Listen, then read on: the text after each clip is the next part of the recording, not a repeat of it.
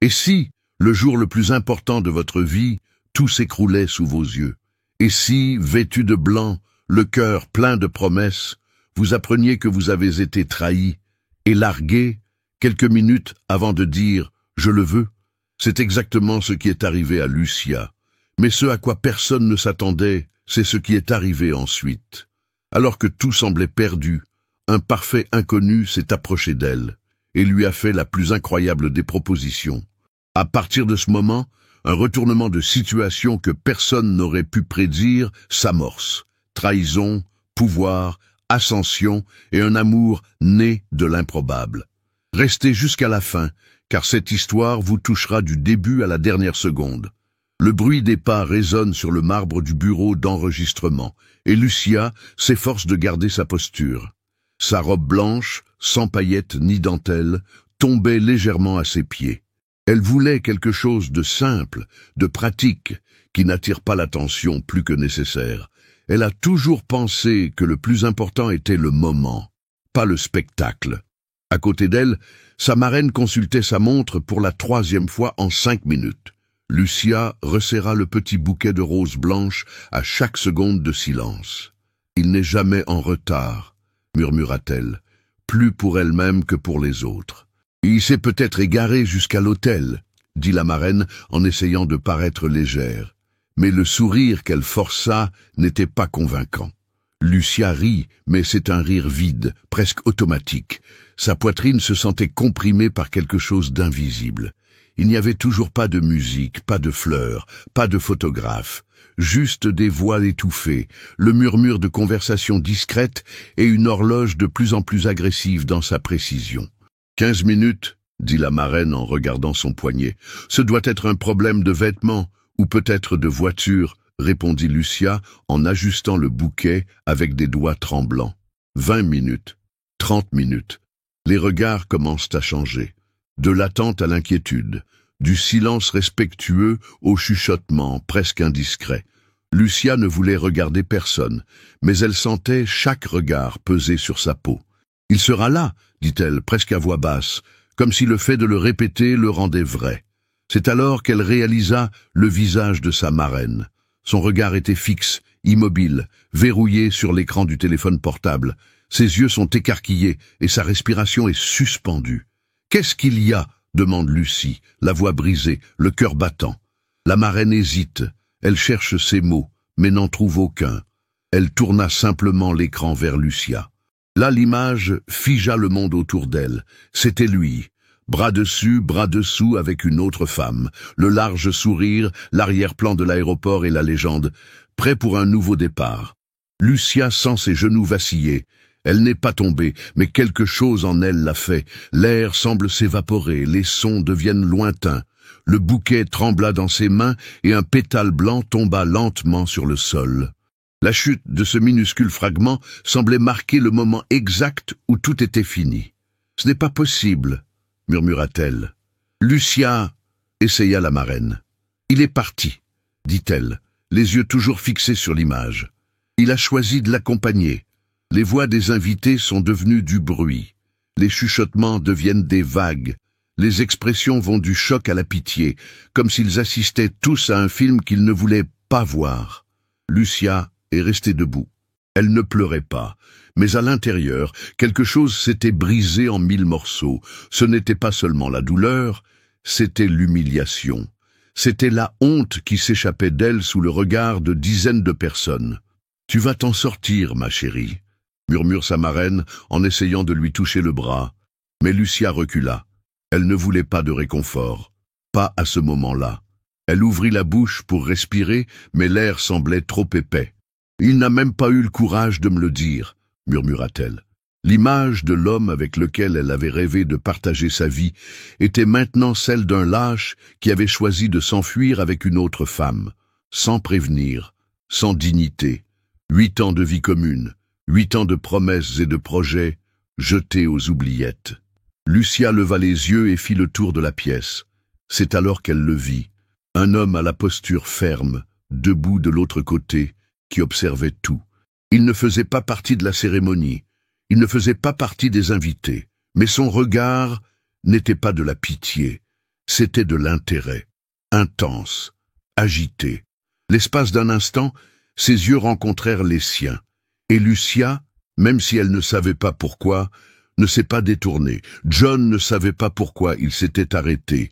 Il ne faisait que passer dans l'immeuble pour régler quelques affaires lorsque le bourdonnement inhabituel à l'intérieur de la salle attira son attention.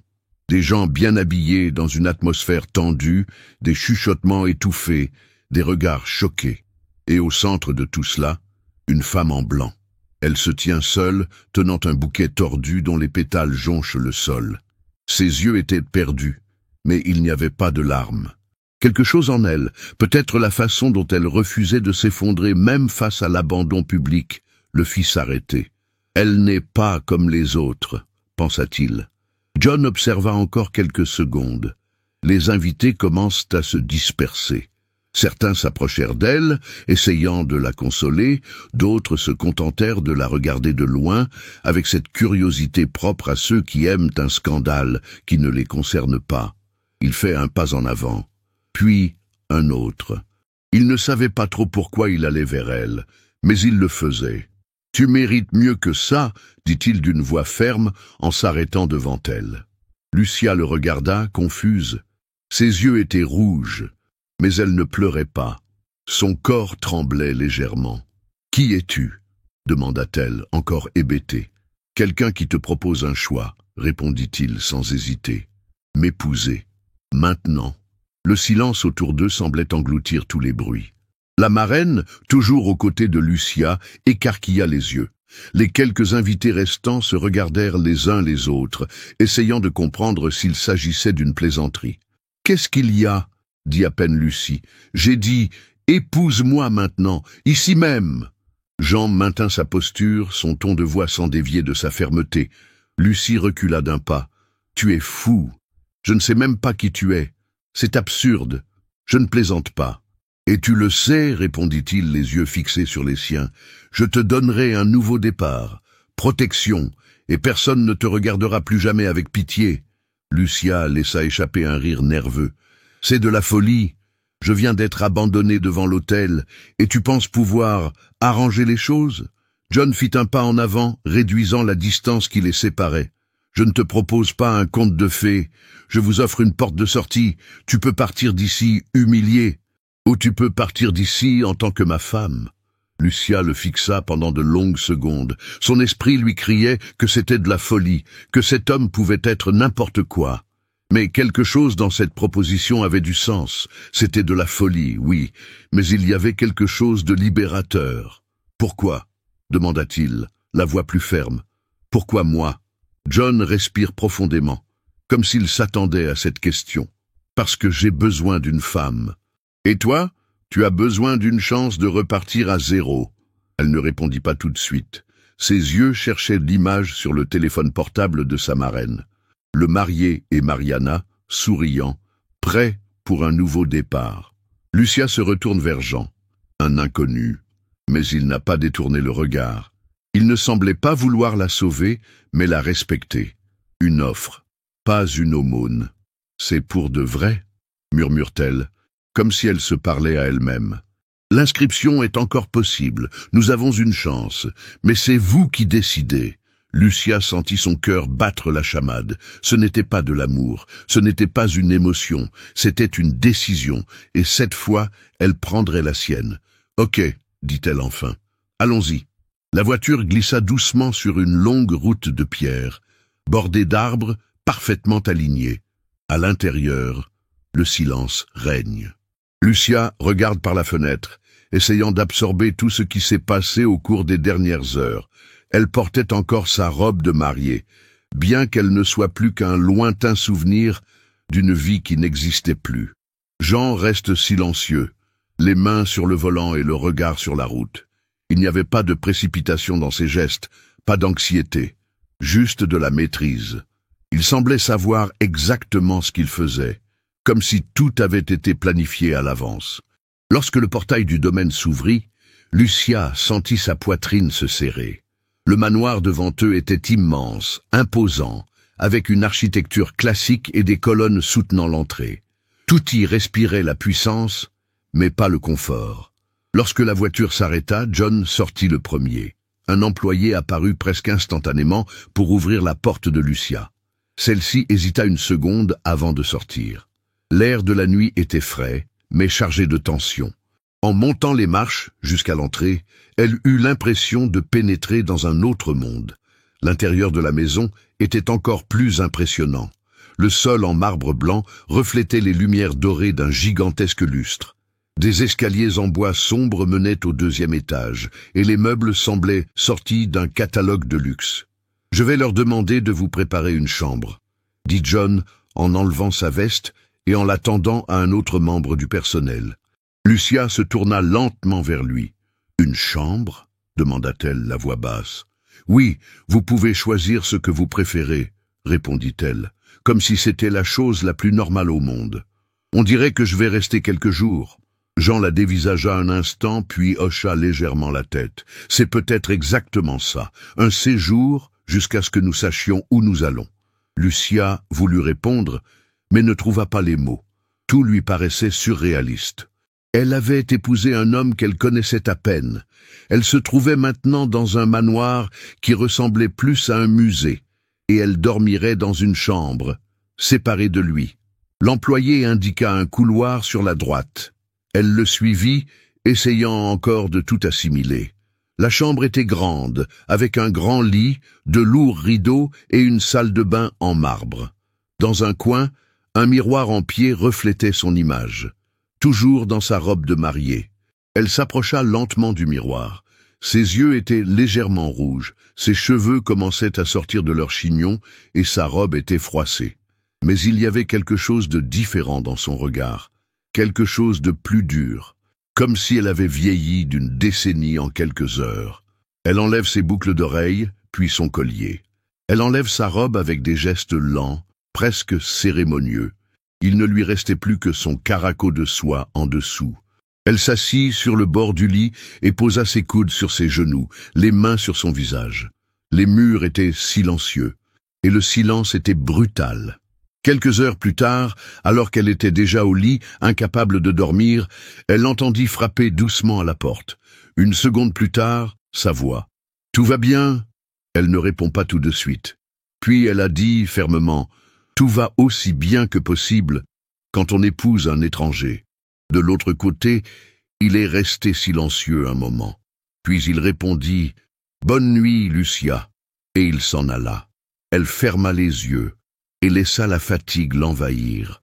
Lucia passa les premiers jours dans ce manoir comme une ombre.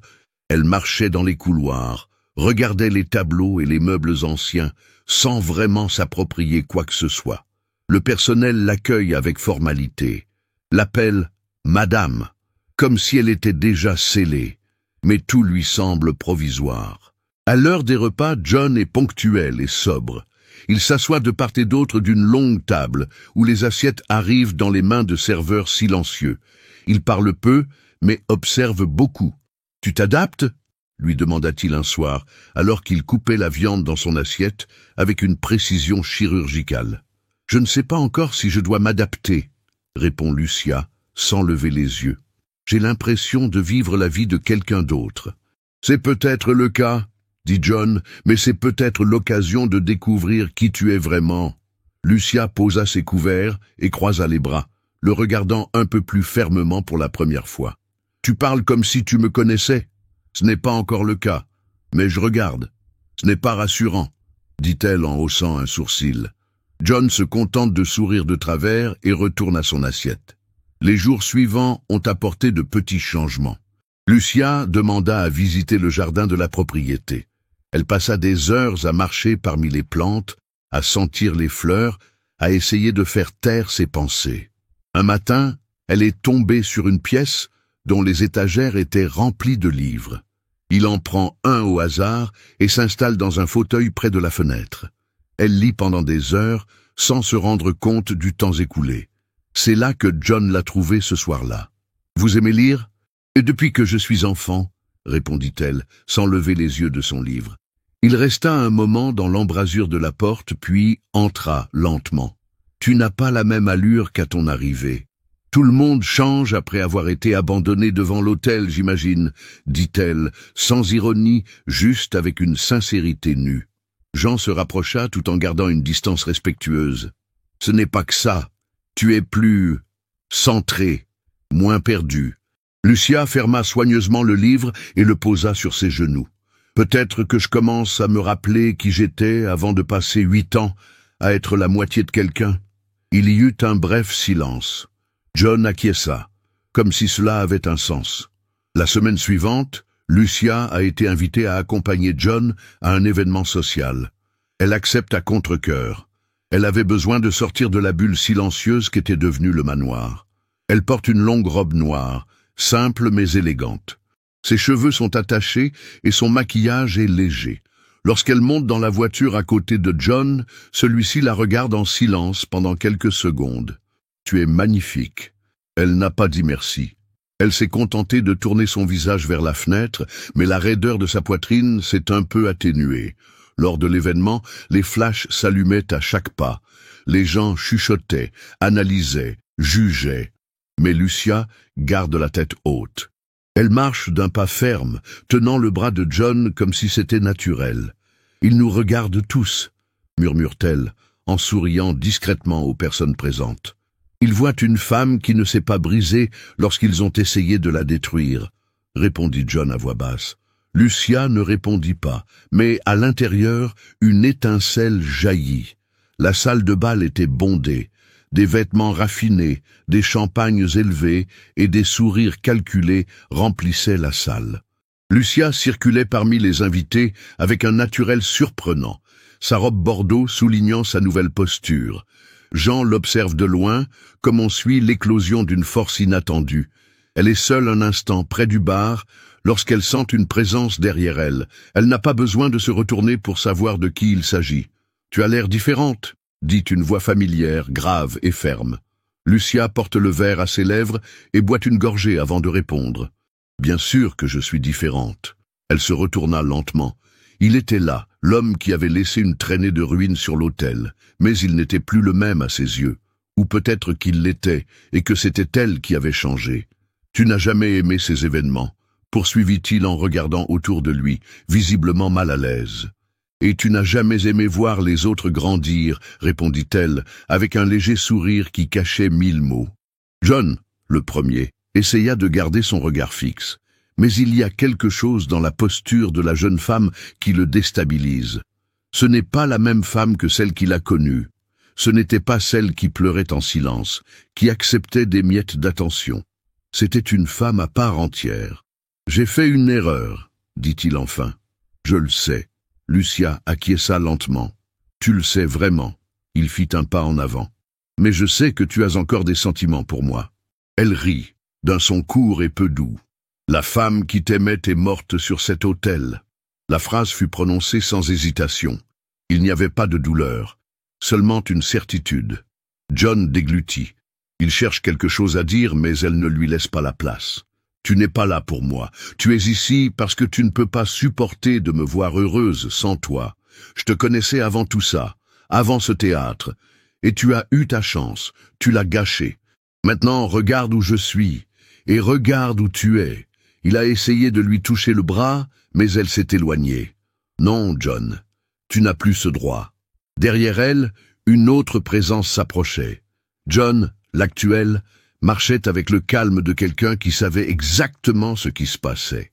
Il s'arrêta à côté d'elle, observant l'autre avec froideur. « Quelque chose ne va pas ?» demanda-t-il. Lucia regarda les deux hommes, puis elle tendit la tasse dans les mains de John. « On y va ?» Il acquiesce. Et ensemble, ils s'éloignèrent. L'ancien Jean resta là, digérant le goût amer de la perte. Ce n'était plus seulement une question de fierté blessée.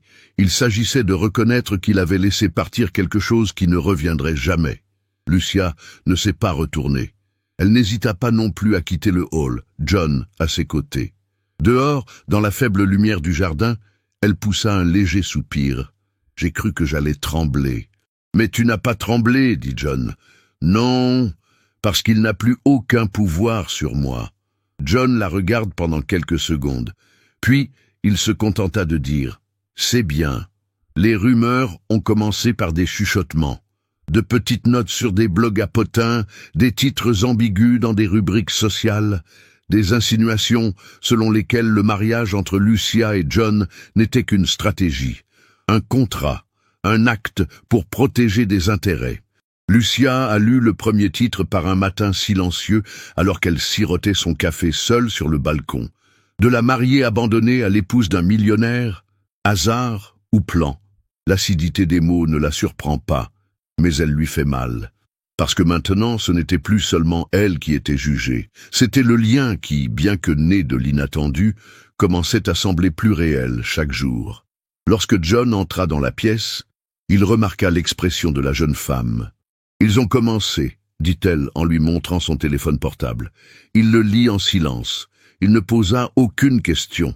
Il s'est juste dit « Ça ne va pas durer ». Lucia pousse un soupir tendu. « Tu as l'air d'être toujours sûr de tout. Cela ne te dérange pas ?» John s'assit en face d'elle, posa son téléphone portable sur la table et la regarda fixement. « C'est vrai, mais ça ne me paralyse pas. » Les jours suivants, la pression augmente. Lors des événements, les journalistes posent des questions biaisées. Les gens chuchotent sur son passage. Pourtant, Lucia a gardé le moral. Elle ne répond pas aux rumeurs, parce que répondre, c'était leur donner de la force. Mais John, contrairement à elle, ne voyait pas la valeur du silence. « S'ils veulent jouer, jouons », dit-il un soir. Elle le regarde avec circonspection. « Que vas-tu faire ?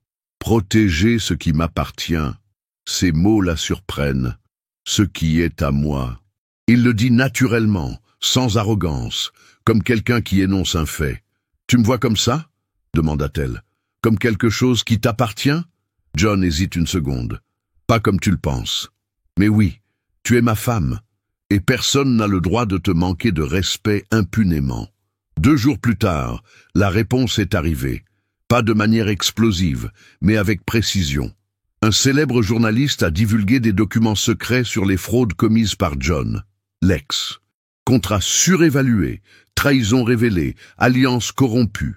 Son image commence à s'effriter publiquement. Lucia observe la scène en silence. Elle ne demande pas si John a quelque chose à voir là-dedans. Elle savait que c'était le cas. Elle savait aussi qu'il ne l'admettrait jamais. « Tu l'as détruit », commenta-t-elle, la voix neutre. Jean haussa les épaules. Il s'est détruit lui-même.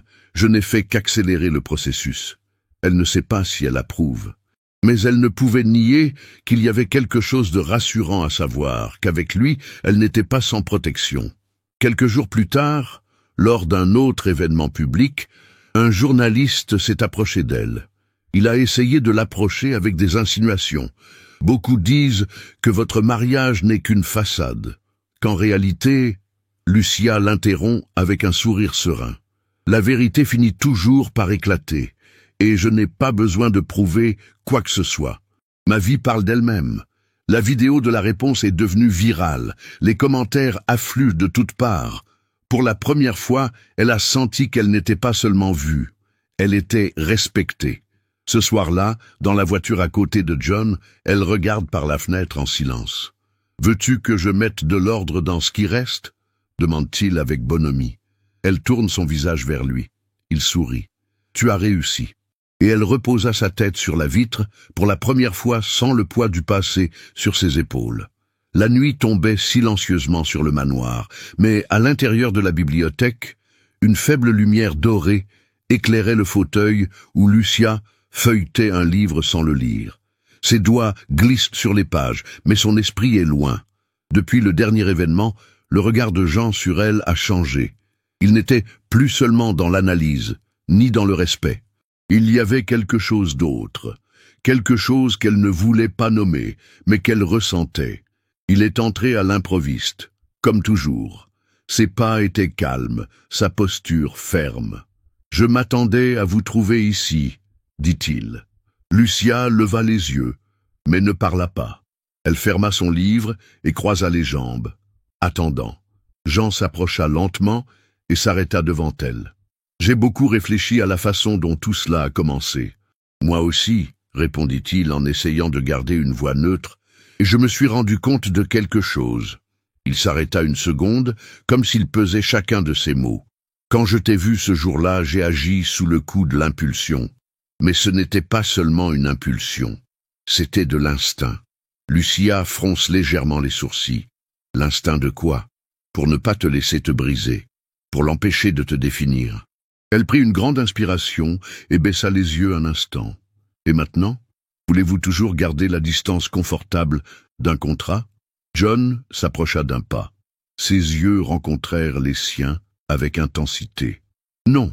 Lucia se mordit légèrement la lèvre inférieure, nerveusement. Il y avait une nouvelle tension dans l'air, une électricité silencieuse qui n'existait pas auparavant. « Tu enfreins les règles, John » dit-elle d'un ton presque provocateur. « Les règles sont faites pour nous protéger, pas pour nous emprisonner. » Elle se lève lentement du fauteuil et se tient à quelques centimètres de lui. « Et si je disais que j'ai encore peur? Moi aussi j'ai peur, » avoue-t-il avec une honnêteté qui la désarme. Mais je préfère tenter ma chance avec toi plutôt que de me protéger de quelque chose qui ne se reproduira peut-être jamais. Lucia le regarda fixement, essayant de lire entre les lignes, de trouver une faille qui pourrait indiquer une fausseté. Mais tout ce qu'elle voyait était vrai. « Tu dis, je dis que je suis tombé amoureux de toi, » ajouta-t-il, sans le vouloir, sans en avoir l'intention, mais je suis tombé amoureux. Le silence qui suivit fut absolu, comme si la maison elle-même attendait sa réponse. Lucia soupira, sentant sa poitrine s'échauffer. « Je n'avais pas besoin de toi. Au début, j'ai accepté cette offre parce que c'était mieux que l'humiliation. Mais aujourd'hui, j'ai choisi d'être ici, parce que maintenant je suis tombée amoureuse de toi aussi. » John a souri. Pas ce sourire retenu habituel, mais un vrai sourire, soulagé, comme si quelque chose en lui s'était enfin libéré. Il lui tendit la main et elle la prit sans hésiter. « Alors qu'est-ce qu'on fait maintenant ?» demanda-t-elle. « Maintenant, on arrête de faire semblant et on vit. » Lucia acquiesça. Pour la première fois, il n'y avait pas d'ombres entre elles, pas de contrat, pas de conditions, uniquement un choix. Lucia savait que la soirée attirerait l'attention. C'était l'un des plus grands événements de l'année, et elle y serait. Seule pour quelques heures, car John arriverait plus tard, après des engagements incontournables. Elle portait une longue robe bleu foncé, ses cheveux étaient coiffés en un élégant chignon, et ses yeux étaient bien fixés. Elle était l'image d'une femme qui avait surmonté l'impossible et qui le savait. Elle circulait naturellement parmi les invités, répondant aux salutations, souriant si nécessaire, mais gardant ses distances avec les flagorneurs. Elle ne voulait pas de compliments forcés, il voulait du respect, et elle l'avait mérité. C'est alors qu'il sentit à nouveau cette présence, une familiarité inconfortable, presque physique. Lorsqu'elle se retourna, elle découvrit John, le premier, qui se tenait à quelques mètres, la regardant comme s'il s'attendait à ce qu'elle se précipite dans ses bras. Mais elle resta sur ses positions. Il s'approcha lentement, avec un sourire à la limite du cynisme. « Tu n'as jamais aimé les fêtes comme celle-ci, dit-il. Les gens changent, répondit Lucie sans émotion. Tu es avec lui par commodité, n'est-ce pas? Je suis avec lui parce que je l'ai choisi, répondit-elle sans ambages. Il ne t'aimera jamais comme je t'ai aimé, insista-t-il, essayant de briser ce qui restait du passé. Lucia laissa échapper un petit rire. Tu ne m'as pas aimé, tu m'as possédé, et tu as pris ça pour de l'amour. Vas-tu nier tout ce que nous avons vécu?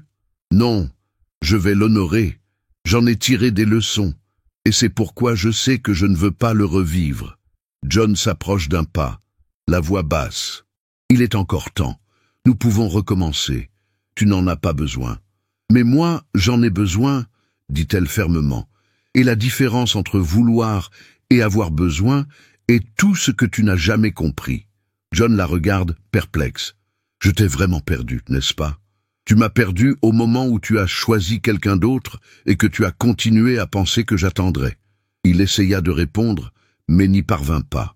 Dans ce silence, elle se tourne et s'en va, sans se retourner. Quelques minutes plus tard, John, l'actuel, est arrivé. Il la trouva près de la piste de danse, regardant les couples d'un air pensif. Lorsqu'il lui toucha légèrement le bras, elle sourit. « Tout va bien ?» lui demanda-t-il, le regard attentif. « Maintenant, oui. » Il lui tend une coupe de champagne. Elle l'accepte sans détourner le regard. Tu t'es bien débrouillé avec lui, dit-il doucement. Il n'a plus aucun pouvoir sur moi. John acquiesce. La salle est maintenant plus remplie. Une musique douce commença à jouer, invitant les couples à rejoindre la piste de danse. Lucia observa un instant les mouvements élégants des gens, puis écouta « Tu aimes les valses ?»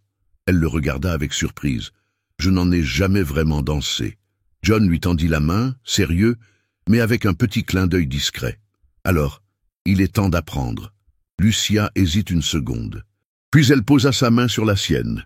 Ils marchèrent jusqu'au centre de la salle et il la guida légèrement. Rien ne presse. Il se contente d'être à l'écoute. Ses yeux étaient fixés sur les siens. Il n'y avait plus de contrat entre eux. Juste deux personnes qui s'étaient rencontrées dans le chaos et avaient choisi de rester.